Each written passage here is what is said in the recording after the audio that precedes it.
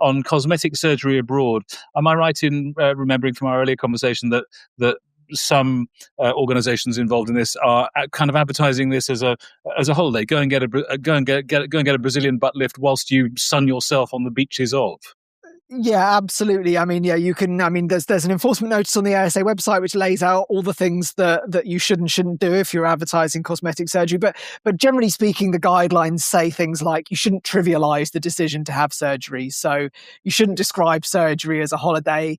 You know, even a relatively small cosmetic procedure is still a serious decision that somebody shouldn't take lightly and shouldn't go into without assessing the risks and making sure that it's the right decision for them. And yeah, we definitely saw examples of ads that used, you know, either problematic phrases, problematic imagery that played on, you know, body image issues, things like that definitely we took very seriously. And that's where that work came from. And that's been a big area of focus for us, trying to make sure that people aren't led into making serious decisions without the right information, basically, at the end of the day. And in terms of your work with influencers? Yeah, sure. So you know, influencer marketing is a sort of a whole other sector for us. It's, you know, traditionally, again, if you go back sort of 20, 30 years before influencers existed, you know, the ASA was really focused on paid advertising and we built up a whole load of processes around that. So this has been kind of an ongoing piece of work for the ASA to work out how to get to grips with influence marketing, how to be as effective in regulating it as we are in paid advertising. Big issue you highlighted is disclosure. We think well, I was going to say we think it's important. I mean, it's also legally a requirement that if you're an influencer and you're advertising something, you're being paid to promote something, that you make it clear to consumers that it's a paid advert. Otherwise, people are misled into thinking this is simply an organic recommendation for a product, when in fact it's not. Somebody's being paid to promote something. Obviously, again, this is another thing that comes with the problem of scale.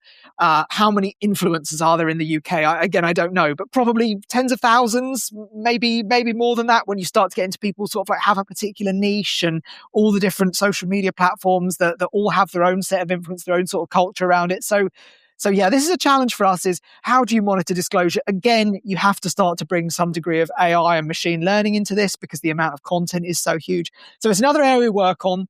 We work very closely with the team, the compliance team that focus on this.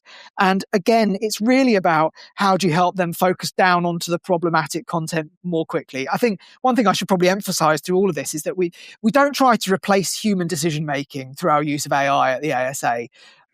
Advertising regulation in particular is very nuanced.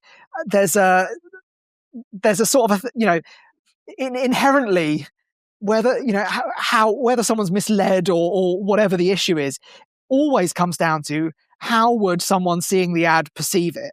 That's a very human question, right? That's very hard to answer there. And also, even as a human, quite hard to answer, because, you know, how would someone who's different to you feel about it? How would they interpret it? Trying to get that diversity of views is a real challenge. So definitely what we don't try to do in our work with machine learning is somehow sort of magically replace that human expertise. So, you know, in my previous example, I talked about cutting down the number of ads that we show so the experts can have a more tractable set to look through to make a decision. It's exactly the same with influence marketing. Influencers often produce huge amounts of content. A lot of it is them walking their dog or, you know, making a birthday cake or whatever it is. And then occasionally somewhere in there is slipped in, you know, here's this product that I want to show you. So a lot of what we do is helping the teams that want to assess whether influencers are being compliant or not.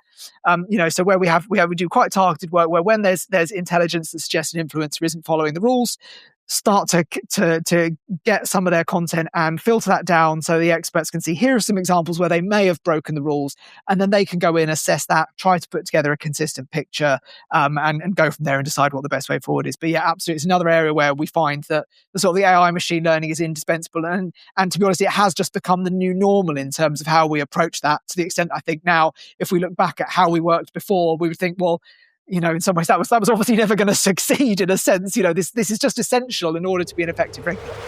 I trust you've enjoyed this brief section of my conversation with my most excellent guest. Check out the full podcast episode by clicking here.